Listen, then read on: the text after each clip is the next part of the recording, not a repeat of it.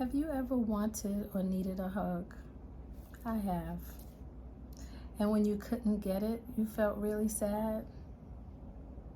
Well, today we're going to talk about that. Hi, I'm Kay Marie, and welcome to my channel, Conversations with Kay Marie.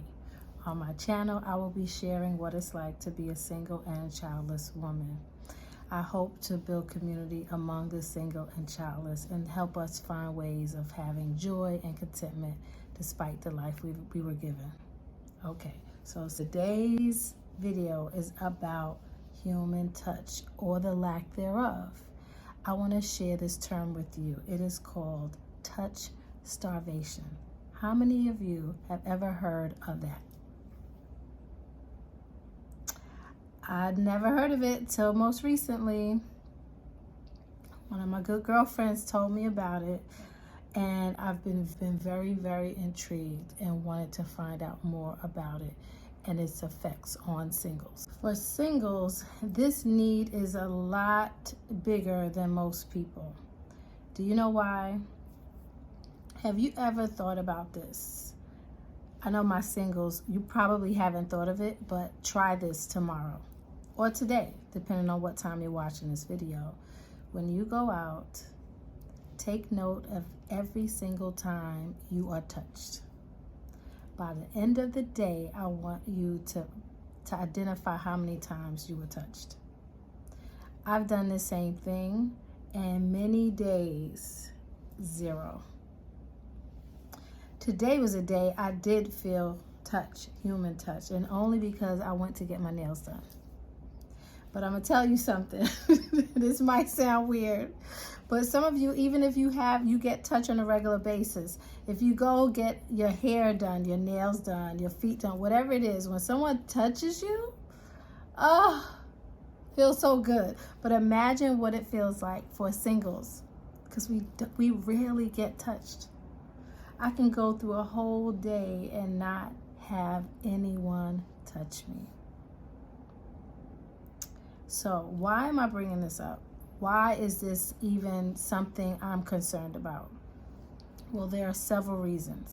Touch starvation is also known as skin hunger or touch deprivation, and it's for people who get little to no touch at all. So there are several effects of having experienced touch starvation. One of them is anxiety, depression, a suppressed immune system, a suppressed digestive system, hypertension, muscle tension. Imagine having all of these effects or a number of them because you lack touch, human touch. I never knew that these were effects of the lack of human touch. Isn't that something? When you experience these things, your body produces a hormone called cortisol. Cortisol is a hormone that helps you to regulate stress. But what I find is, though your body is trying to regulate stress, you still have the effects of it. So cortisol helps you, but you still are dealing with a lot of those other issues like anxiety and stress and depression, hypertension, compromised immune system, your digestive system is not functioning properly, like all of those things. So what do we need to do? Why is touch important? Why do we need human touch? I'm glad you asked. We need human touch simply because it makes us feel good. It helps us to produce the other hormone called oxytocin. It's that feel-good hormone where you feel happy, you feel warm and fuzzy, you bond with people. That's important for us to be able to relax in the company or the arms of someone and feel comforted. If we want to bond with someone, we normally will experience touch with them. Let's look at our loved ones. Our parents, we generally will hug our parents, cuddle with our parents. Most children will cuddle more so than adults, but some adults do too. Some families have a thing about touch, like they cuddle with one another. My best friend, she used to cuddle with her daughter up until I don't know what age. I know it was way past 10. It's probably still even now. I think she might be a preteen. But families cuddle. They hug a lot. Parents hug their children. Why is human touch important? It's important because it helps us to produce that feel-good hormone, oxytocin. That makes us feel warm and fuzzy. It helps to reduce stress and anxiety. And how do we get that? We get that through loving relationships with friends, family, our romantic partners. So let's say with your friends. You see your friends, you give them a nice hug, right? Your family members, you hug them. You may lean on them. You might cuddle with them. Children often cuddle with their parents. A loved one, a romantic partner, you're kissing, you're touching, you're hugging, you're making love. All of those acts help you to bond with someone. So when you're single and you don't have that, what do? I'm going to get to some things that we can do near the end of this video. But just think about it. For a single, if you have single friends or family members out there, we lack touch. We have touch starvation. So touch us. Touch us on the shoulder. Give us a hug. And don't make it a quick hug. Make it a long hug. Show us that you love us. Like, we need that. I want to share a story with you. And this is something that happened. I wouldn't say that it alarmed me, but it surprised me, the effect of touch. I hadn't realized the fact that I don't get a lot of touch, and that when I did, it kind of arrested me a little bit. I was like, oh, okay. So a few months ago, I was in Atlanta with my good girlfriends from college, right? And while we were in the supermarket, a friend of mine called, a childhood friend of mine called. He shared with me that he had heard about my diagnosis 2 years ago. He saw the video I had put up, and he was like, care about you. Like, I can't believe that was the case for you. I'm so sorry.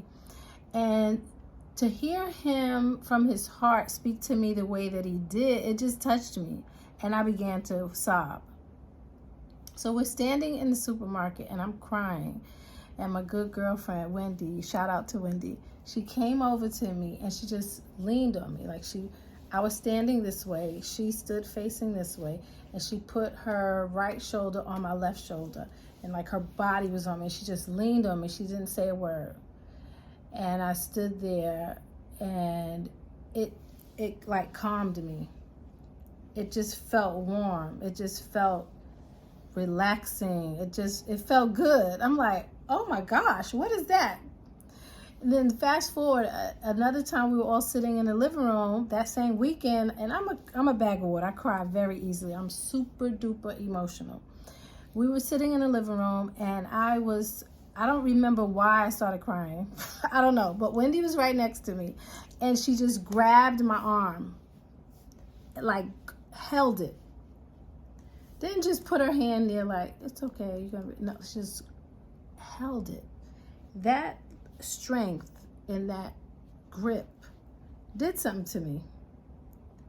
I was just like, oh, okay. And it relaxed me, right? So fast forward, I'm working on this video about touch. And I said, let me call her and see if she has any information about touch. First of all, let me ask her about what she did and why, because it was intentional. Why did she do it? What does she know about it? So I called her, and she told me, I wanted you to know that I was there, that you were not alone. And I was like, that worked. Thank you. I needed that at those moments, right? And then she sent me some information about it. So I got a bunch of information, but I want to divide this video up in a few, maybe 2 or more videos to share what I found about touch starvation. So that little piece is just to show you how important touch is, and how when someone is touch starved like me, because nobody touches me in a whole day most times, that is significant for us. I want to share another story with you. There was a day I was at work, and I don't remember who was this. Yeah, I remember who it was. I'm not even going to say your name because I know you're very private. So a colleague of mine was walking past my desk, and she put her hands on my shoulder and just did this, like one or two of, squeezes, right? And I was like, oh. And then she kind of looked at me like, because sexual harassment is a thing, right? And we're cool, so it was nothing like that. And so, but when she did it, I felt something. I said, wait, come back. Do that again. And she kind of looked at me. I was like, no, come on, do that again. And she put her hands on my shoulder, and she did it again. I was like, oh. I said, you don't know how that feels. It feels so good. Thank you. So she did it for like 10 seconds. I don't know. And that was it. And she went on about her business. But let me tell you, it felt so good. I needed that because I am touch starved. Anyway, I want to share with you some ways to deal with touch starvation. First way, try to get some hugs from your friends and family members. I know they might say, hey, wait a minute, what's going on here? But like, really, try to get some hugs. I called my best friend when I did this work, and I was reading all about it, and I called her. I said, the next time I see you, I want a hug, and I want a long hug. And I'm going to hold you close. She's like, okay. Like, for real. Get a hug. A real hug. A long hug. From someone you care about and love. Okay? That's one. Get you some hugs. Tell the people what you need. Because I sure enough told my best friend. One of my best friends. I got 3 of them. I know. Anyway. Number 2. I read that getting a weighted blanket is helpful. I didn't want to believe this, but think about it. A blanket that has weight, and you put it on you, and it just is like a person? Yes. Oh, sidebar, let me tell you this. When I got this tattoo, you see this tattoo? I went to the tattoo artist, right? And I didn't know I was touch starved at the time, right? Went to the tattoo artist, and he's doing a tattoo. Yo, he had me pinned down on that table. He had his body on me. He was leaning on me, and he was doing his tattoo. I remember saying to myself, oh, God, that feels good. I know y'all laughing at me like she's crazy. No, I'm touch starved. So that felt good. Having that man just lean on me and put his body weight on me and just... Anyway, so 1, have your friends or family, let them know, and get you a nice, good hug. Get in there, hug them tight, hold them, and don't let go for at least 30 seconds, right? Number 2, get yourself a weighted blanket. My niece told me when she was dealing with some anxiety and stress, somebody must have told her about it, and she got it, and she said it helped her sleep. I don't know if this is after my sister died or before, just dealing with her being sick and in hospice and stuff. But when she got that blanket, it helped. So that weight on you kind of helps to relax you. And number 3, there are more, but I'm only going to give you 3. So the other ones are a little bit debatable for me. I feel like these 3 are probably the best 3. Number 3, taking showers. That water trickles down on you. It hits those nerve endings on your skin, and it feels good. I love a shower. I love a bath too. They say baths can do it too, but I don't know. Something about that shower. Right? Something about that shower. I can stand in the shower under that water for minutes at a time. Just there thinking, talking to God. That thing relaxes me. So take yourself a nice long shower. All right. Oh, and number 4. I know I said it was 3, but it's really 4. I forgot about this. A massage. Treat yourself to a massage. I don't know how often you want to do this, but you need to treat yourself to a massage. Human touch. That's human touch. That's the warmth of a hand. That's oil-like. Get yourself a massage. I know it's pretty expensive, but you can treat yourself maybe every 3 months or every 6 months. It's helpful to us singles. Invest in yourself, okay? Okay. So in light of this COVID time, though it's not like it was a couple of years ago, I want you all to know, friends and family of singles, that when that time came, COVID time came, it was rough on us. It was rough. I don't even know if I had the words to articulate it. I don't even know if I wanted to tell anybody how it felt. I don't even know how I got through that as a single, because a lot of you all have families, right? You have parents, you have children, you have husbands and wives, whatever. You were home with these people. Yes, we were all locked in, but you were home with people that you could hug and love on. And singles were not. And we were not welcome in your homes. Most of us were not welcome. You weren't opening your door for us to come in. We were home alone, experiencing touch starvation. So in my next video, I'm going to talk a little bit more about that, the effects of touch starvation and what it was like or is like in times like these COVID times. Okay, I think I'm done with this video right here about touch starvation.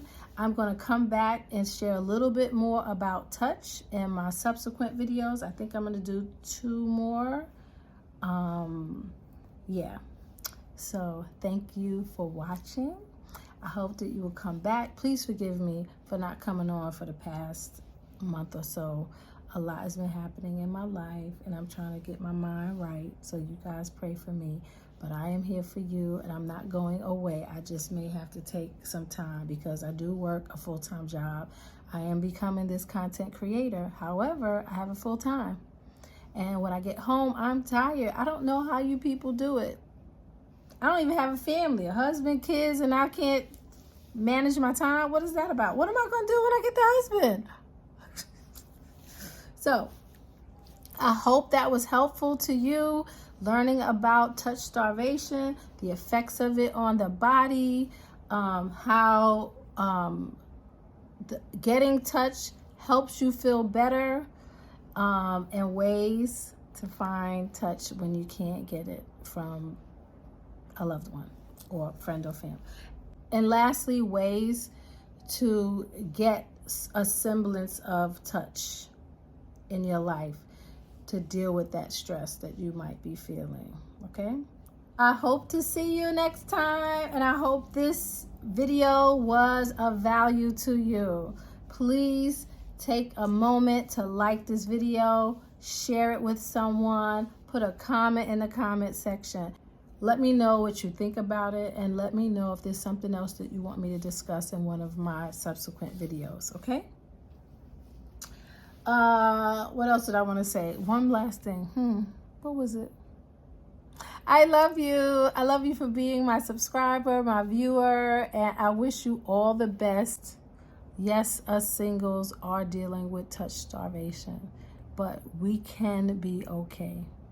Learn to do some of those things that I shared with you. Learn to ask your friends and family to give you a hug. It's okay.